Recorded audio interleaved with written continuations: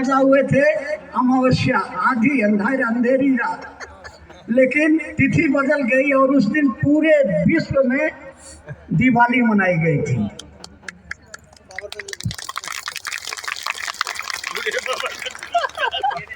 रोशनी वहां भी हुई थी। तो जो घर जा रहे हैं अपनों सो चले हमारे साथ, और रोशनी चाहिए तो चलिए साहब श्री के तो साहब के साथ जो उन्होंने दिया है उस पर बात होगी, लेकिन साहब के साथ हमारे आदरणीय अर्चितानंद जी ने मुझसे कहा कि आपने यहाँ साहब के साथ इस धरती पर कभी आने का सौभाग्य प्राप्त हुआ, क्या कुछ सीखा है आपने, क्या देखा है आपने, कुछ उस पर भी रोशनी डालिए। तो मैं साहब के साथ 3 बार इस धरती पर आया, और इस जगह की धरती की जो अपना एक अलग मिजाज है, अंदाज एक अलग है। और वो अंदाज क्या है, जब 1967 में पहली बार एक विद्यार्थी के रूप में साहब श्री हरिनारायण जी और एक प्रोफेसर के रूप में मैंने जब उनसे पूछा आप कुछ साधना उधना करते हैं क्या, तो उन्होंने जिस अंदाज में जवाब दिया था, आपको इससे मतलब यानी सिवान का अंदाज, मिजाज बड़ा कड़ा है। और एक बात जो साहब के संपर्क में रहते रहते मुझको याद आ गया, सभी लोग जानते हैं इसको, लेकिन बड़ी कारगर चीज है।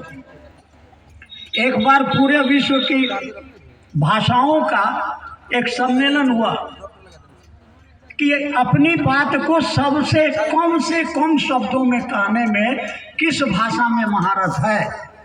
अंग्रेजी में एक आदमी आया, मे आई कम इन, बैठे हुए आदमी ने कहा यस कम इन। हिंदी वाले ने आके कहा कि श्रीमान मैं क्या अंदर आ सकता हूँ, उत्तर मिला या आइए। वैसे ही अपनी अपनी भाषा में सब लोग बोले, तो हमारा भोजपुरी भैया जो है पहुंचा, अब बोला, क्या बोला, ढूकी। उत्तर मिला भूका। वैसे ही वरेण्य गुरु भट्टा ने इस भारत के विश्व के प्राचीन इतिहास की जो सर्वाधिक सुंदरतम जो देन है वो है जगत गुरु भगवान शिव की शिष्यता और उनका गुरु स्वरूप। शास्त्रों में उनके शिष्य दुर्वासा हर को श्राप देते चलते थे। दधीची ने अपनी हड्डियों का दान दे दिया तो अगस्त मुनि ने चुल्ली में उठा के पानी पी लिया। लेकिन शास्त्र में कहीं नहीं लिखा कि कैसे चेला बने, और चेला बन के यही करें कि चुल्लू में पानी पिए और लोग को शराब देते चलें।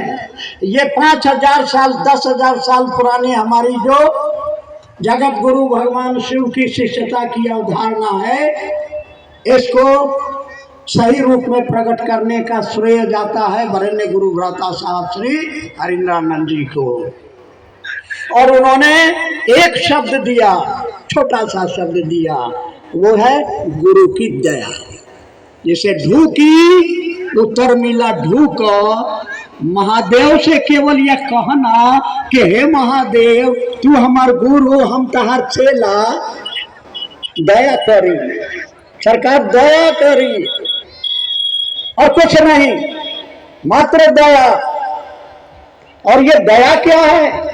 शास्त्र कहते हैं कि सदगुरु जो होते हैं मात्र अपनी दया से आपको भोग और मोक्ष प्रदान करते हैं, अभिन्न रूप से। आपको भोग और मोक्ष अभिन्न रूप से, अलग अलग नहीं। आपको भोग भी मिलेगा, वो भोगाधिपति है, आपको भोग देंगे, सम्मान देंगे, और आपके जीवन में भोग है, आपके जीवन में मोक्ष है। आपने बहुत कुछ छोड़ा है। क्या छोड़ा? आज प्रातः बेला में नींद टूटी। मैं बरखा दी के रूम